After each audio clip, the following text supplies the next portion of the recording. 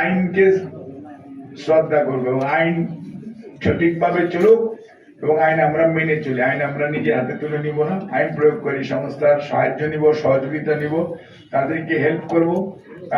উপজেলা ম্যাজিস্ট্রেট আবার আমাদের ইউএনও সাহেব আছেন এবং এখানে ম্যাজিস্ট্রেসি এক্সারসাইজ করার আছে, সেটা দেখবো। আর জেলখানা নিয়ে যে কথাটি বলেছিলেন, জেলখানাকে আমরা কিভাবে আরো বেস্ট ইউটিলাইজেশন করা যায় মামলা মোকদ্দমার ইস্যুতে, ওইটা নিয়ে আমাদের নতুন চিন্তা ভাবনা আছে।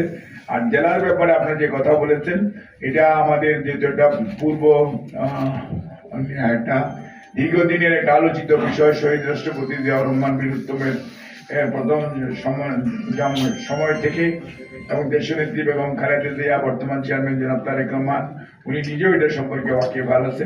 কাজে এই বিষয়ে যখন আমরা ডেফিনেটলি আমরা আমাদের যে উপস্থাপনা সেটা আমরা জোরালো ভাবে তুলে ধরবো, যাতে এটাকে 72 ঘন্টা ময়েশ্চার লক সমৃদ্ধ লিলি বডি ওয়াশ শিয়া বাটারের গুডনেস স্কিন রিপেয়ার করে রাখে সফট ও গ্লোয়িং। সঠিকভাবে করা যায়, তবে মনে রাখতে হবে সবার আগে দরকার কর্মসংস্থান এবং যোগাযোগের উন্নয়ন।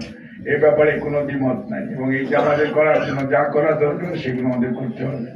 আপনাদের এই উপস্থিতির জন্য ইউএনও সাহেব এবং এসপি সার্কেল সহ উপজেলা পর্যায়ে বিভিন্ন কর্মকর্তা আছেন, মুক্তিযোদ্ধারা আছেন, আমাদের দলের উপজেলা পৌরসভার সিনিয়র নেতৃবৃন্দ আছেন এবং অনেক ব্যবসায়ীরা আছেন এবং সাংবাদিক বন্ধুরা আছেন। ও সাংবাদিকদেরকে একটা কথা বলি, আপনাদেরকে আমরা হেল্প করতে চাই, কিন্তু কথা হচ্ছে আপনাদের 3টা যদি প্রেস ক্লাব থাকে আমরা তাদেরকে হেল্প করছি, এটা একটা বড় সমস্যা। আমি আপনাদেরকে বিনীতভাবে অনুরোধ করবো, আপনারা ইউএনও আব্বার সাথে আপনারা 3 জনই বসেন, 3 জন বা 4 জন যারাই থাকেন, বসে how to make it one এবং এটাকে কিভাবে ডেমোক্রেটিক একটা অর্গানাইজেশন দাঁড় করা। Those who are the journalist they will form a club that is called press club. এবং এটাকে কিভাবে করা যায় সেটা আপনারা যদি একটা করতে পারেন, এটা কিন্তু আপনাদের জন্য ভালো এবং আমরা আপনাদেরকে সবাই সহযোগিতা করতে চাই এবং আমরা আপনাদের পাশে থাকতে চাই।